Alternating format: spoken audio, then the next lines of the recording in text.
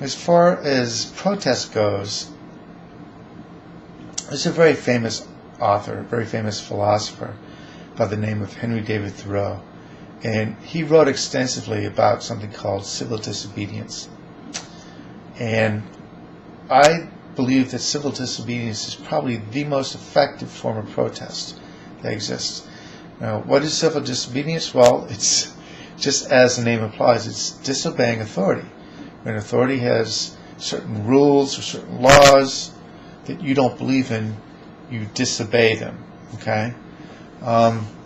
It's been used by a number of civil rights leaders with a very high degree of success.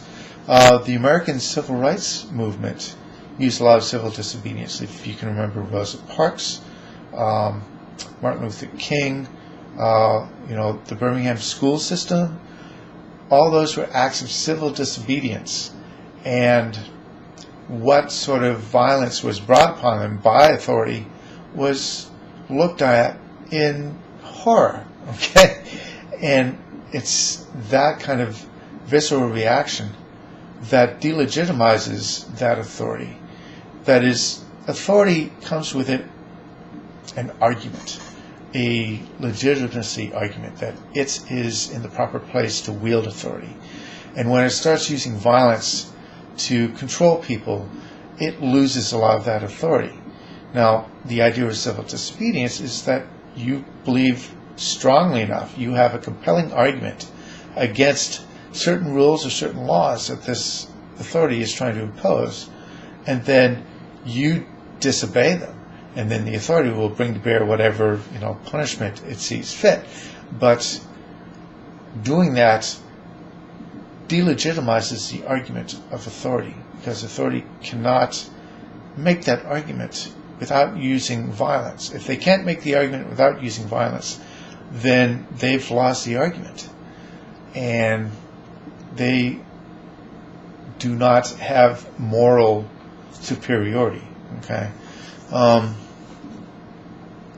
lot of people have used it very effectively. Mahatma Gandhi freed India from the British Empire. Nelson Mandela freed South Africa from the Afrikaans. And eventually, after spending years in prison, he eventually became president of South Africa. How's that for a twist of fate? Civil disobedience is very, very effective. And if you're protesting, you should keep in mind that any time you decide to become violent, you are delegitimizing your argument. The courage of your convictions should not include the fear of being punished or the fear that you need to retaliate, otherwise they will keep punishing you. Part of the courage is believing that as authority is punishing you, they will see for themselves how unfair their rules and their laws are. So civil disobedience depends upon the compassion of authority to see for itself what it is doing wrong. Okay?